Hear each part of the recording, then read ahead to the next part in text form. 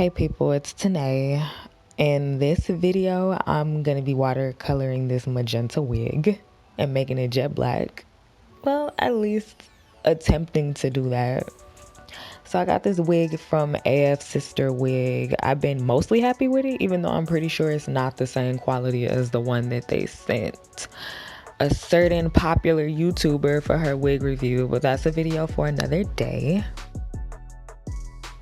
Here I'm just showing you guys how the color looked when I first got the wig in November, and after wearing it on a regular basis. It's like a magenta color in some lighting, and then sometimes it just looks really bright red.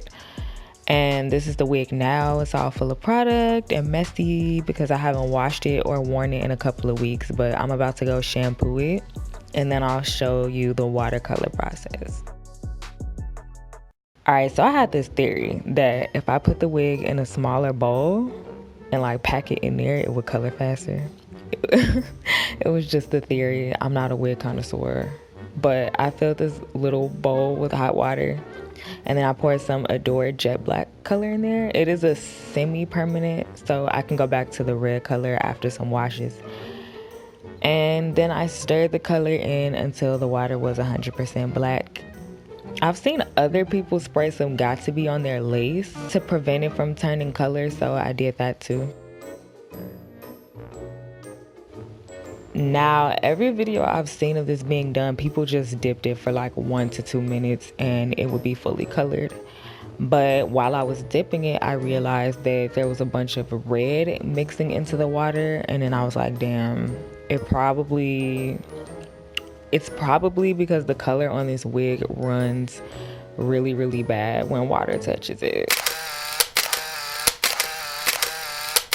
I actually washed it while I was in the shower this time because it gets so messy and the tub looked like I poured red Kool-Aid in it. So I actually tried to let it sit for like a really long time in the hopes that that would help. Literally for like 40 minutes.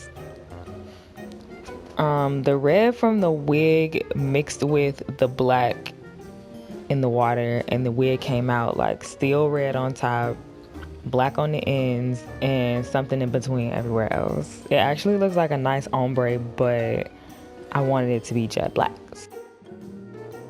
So I blow dried it, secured it to my head, laid it, flat ironed it, got cute or whatever. The color isn't what I wanted, but it is nice, and I guess I'm just gonna have to try with a wig that's blonde if I ever decide to watercolor another wig. This is what the color looks like in front of my ring light. In natural light, it looks like how it does when you have naturally dark hair and you get a red rinse. So it looks dark in my room, but under the sun, the red just lights up.